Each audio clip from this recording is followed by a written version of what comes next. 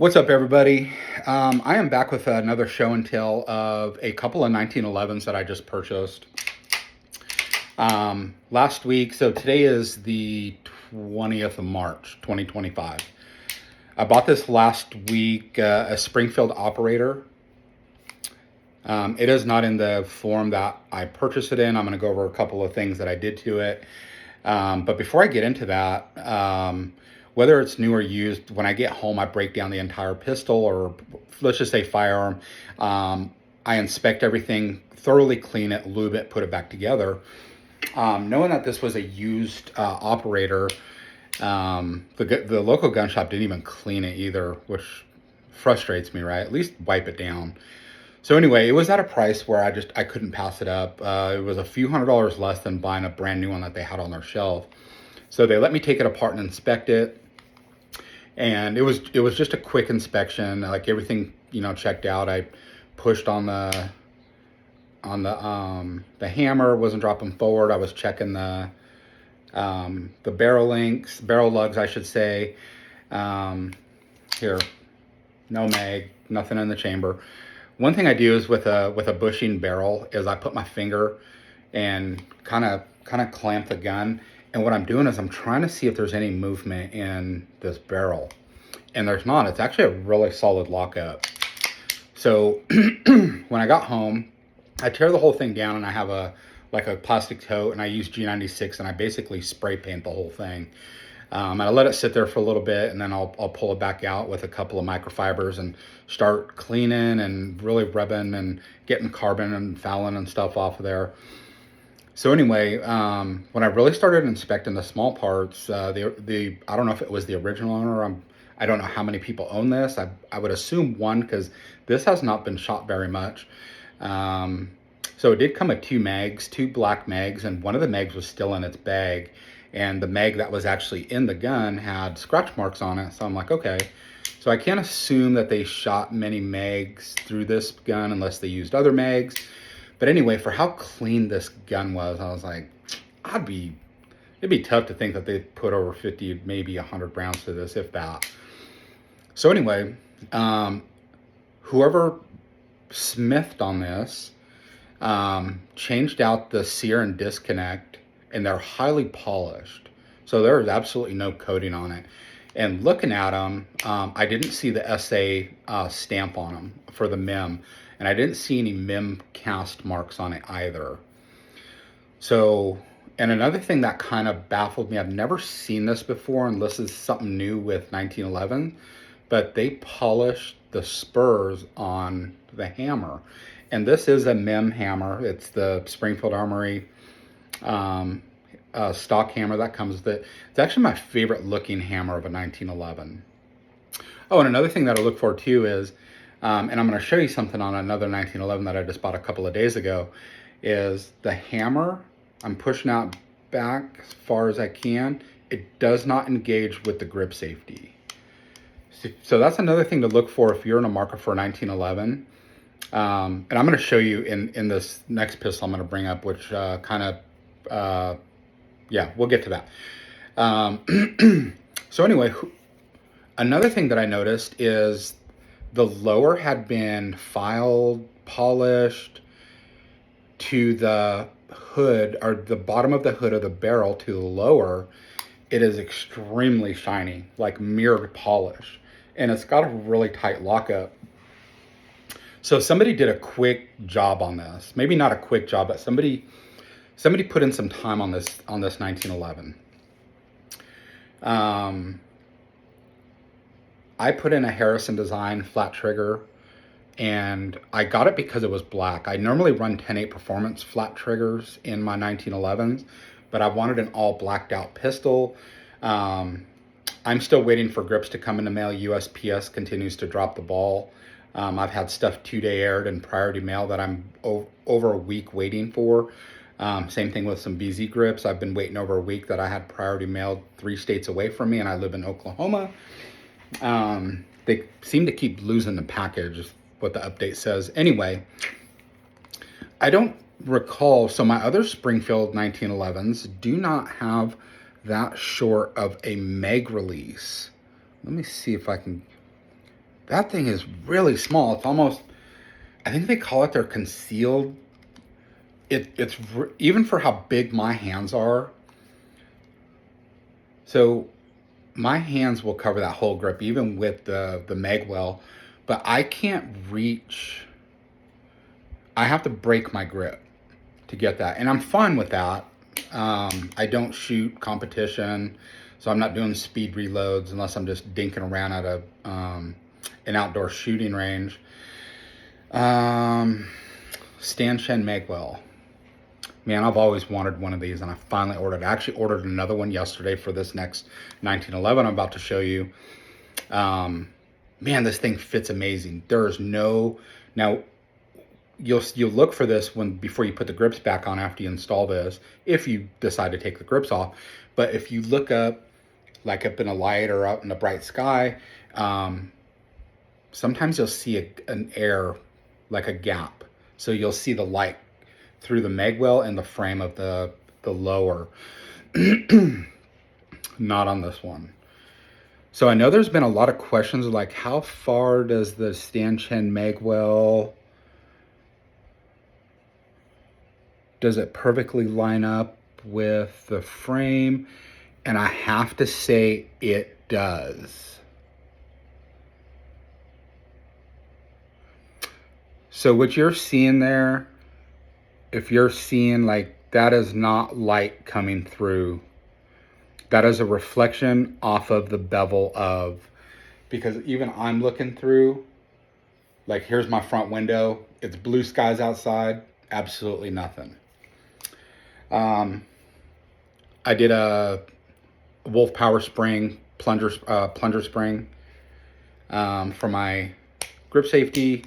I always do that. I love that very positive lock. I know you can pull out the factory spring and kind of stretch it. I don't recommend that because that's a temporary fix. If you get a Wolf spring, compare it to the length of your stock spring and you'll see it's significantly longer. That's what she said. So anyway, I added the light and trigger, Magwell, spring, and I think that's it. Oh, front strap tape. Another thing, I know I'm going over the time that I wanted to do on this because I want to show you another 1911.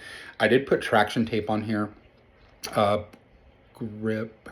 Traction grips. Sorry, brain fart. I think these came in 2 in a pack, and I had a few of them laying around in one of my boxes for 1911s. So I contacted Springfield Armory. They actually have really good prices on checkering the front strap, so I'm going to be sending this off to them to have that done. So anyway, the thing is super smooth. Very smooth. Anyway, I've been watching these videos on YouTube of these guys going around in their local state or city, going to pawn shops looking for pawn shop finds. Now, mind you, I did not find this one in a pawn shop. But I did hit up a few pawn shops. Today is the 20th of March, 2025. I bought this on the 18th, so 2 days ago. I was at a couple of pawn shops and I seen a couple of Colts in there. And in Oklahoma, I guess there is a law where they have to retain firearms for a minimum of 10 days before they can sell them. I had cash in hand. I was ready to buy right then and there. Of the 50 plus 1911s that I've owned in my life, I've never owned a Colt. I've never held a Colt where I was like, oh my God, I have to have this. I have to add it to my collection.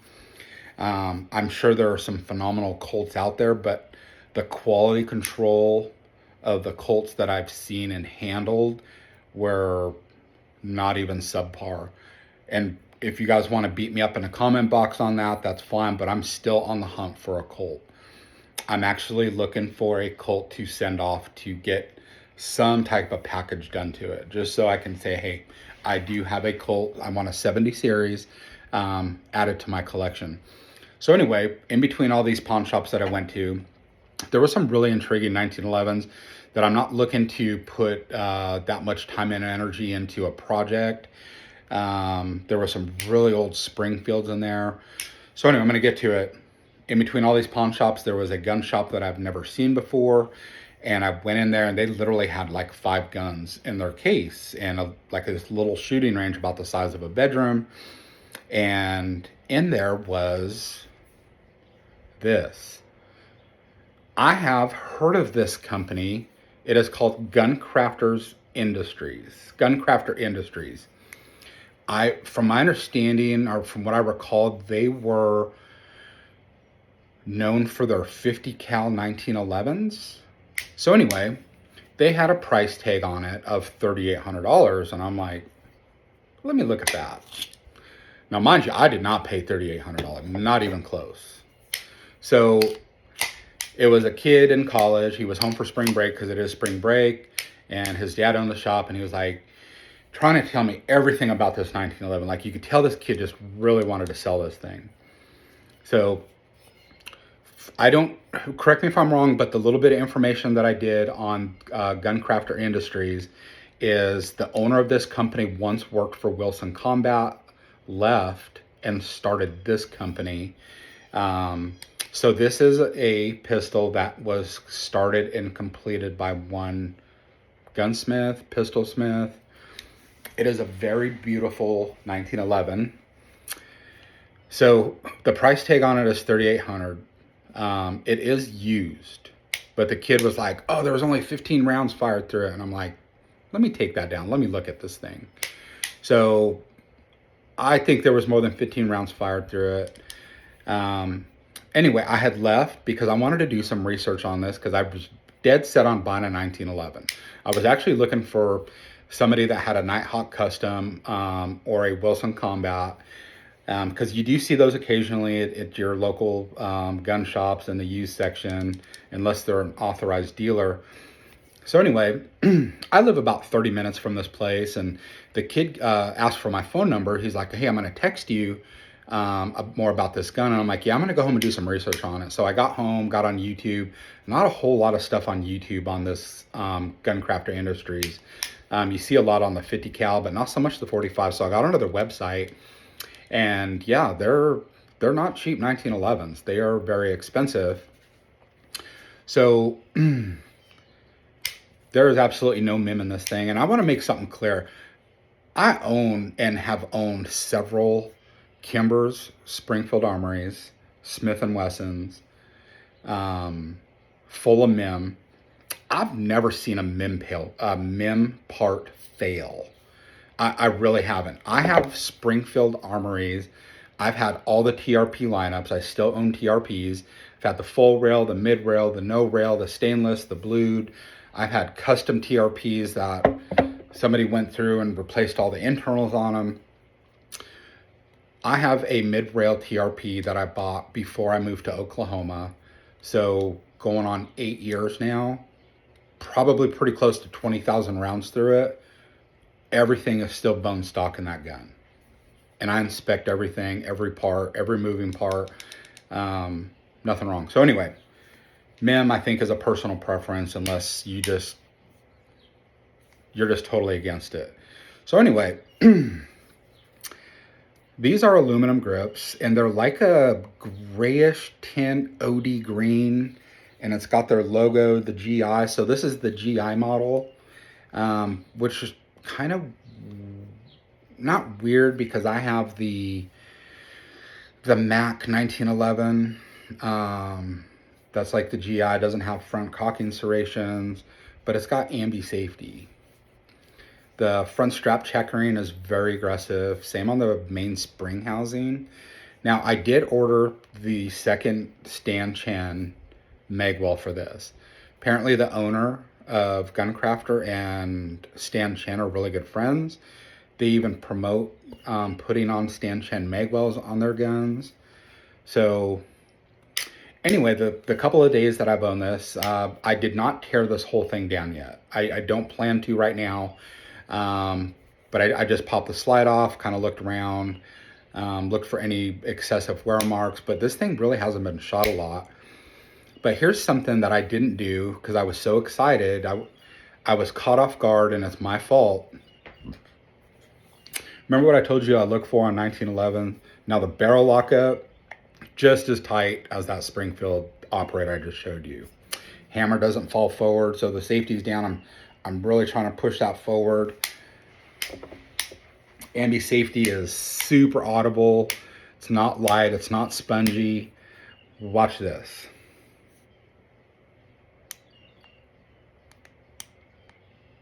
That should not happen from a custom 1911. That probably wouldn't have swayed me from buying this. But anyway, I reached out to Gun Crafters Inc. and I was honest. I was like, hey, I bought one of your guns this week. It was used. And I explained what I just showed you. The hammer overextends, engaging the grip safety. And I said, is this something that's covered under your warranty? Because these do come with a lifetime warranty. And I actually got an email like 30 minutes before this video, and I don't know who it was, but it says, we will absolutely take care of that. Let me know when you want to send it in, and we will email you a shipping label, and we will take care of that for you. So right there, I emailed them yesterday. So right then and there tells me, okay, so far you have really good customer service. You're going to make it right. I appreciate that. So I don't know, besides the Magwell, I ordered a different set of grips. I can't do these aluminum grips. There is already a scuff on them. Kind of see that. And that's the reason I'm getting rid of these. I don't care about the emblem. You can order more grips through GI, through Gun Crafters Industries. Oh, it's even on their barrel. That reflection's probably not doing justice there. So anyway, the price tag on this was $3,800. And there are guns on their site that look very similar to this. I believe they're called No Name. And these are sterile, by the way. There is no stampings, no big old banners or posters on their slide whatsoever. So, man, I want to say they were about $4,600. So anyway, I know YouTube's dumb about, don't give prices because you could be selling for one. I'm not selling anything, so YouTube understand that. The price tag was $3,800 minus $1,800 from that out the door. That's what I paid for this gun, and I think it was very fair. So, super smooth, super tight lockup. Like almost no lockup. So one of my Wilson Combats, even from the factory, had a ton of play in it. And I was like, man, did quality control miss something? And so I emailed them and they explained why of the play, right? They want to make sure, it can, whatever lube you're using is going to actually stay in there, and so it's not metal to metal, and gives it a little bit of room for air, for carbon fouling, dirt, dust, debris, stuff of that nature. Made sense. Didn't affect the accuracy or anything or the function. So anyway, when I'm going to do a follow-up after I get this back. So I go to Vegas in 2 days. Tomorrow. When I get back, I'm going to send this out. I'm going to send that to Springfield to get the front strap checkering. I'll have my stand check made well before this comes back, but I'll do an update. I'm also gonna so I bought 600 rounds of 45 ball ammo, 230 grain. I don't shoot anything less than 230 grain. Don't ask me why. I just don't. Even self-defense ammo, I had bought 250 rounds of Winchester jacketed hollow point. Oh, they're right here. They're actually loaded up. These actually both function and cycled through both these 1911s. But anyway, I'm going to run probably 50 rounds through each because that's what I will carry. Actually, let me take that back. Probably not going to carry that operator. That's a nightstand gunner on the top of the safe in one of the bedrooms that I need to grab real quick. And this one I could see carrying. I carried a 1911 inside the waistband years ago when I was undercover for many years. And yeah, it is like a boat anchor, but you play with the operator decked out like this for a while, and then you transition to this. It's almost like a Glock. Clearly it's not. I think 2 Glocks or 2.5 Glocks weigh the same amount as a full-size 1911. So anyway, I just wanted to do a quick show and tell. And I will, definitely do an update because I want them to fix that. So anyway, guys, I hope all is well. If you have ever shot one of these or owned one, let me know in the comments. I'm curious. I'm still looking at trying to find more information on these. Not a whole lot out there, unless I'm looking in the wrong area. So anyway, guys, take care. Have a good day.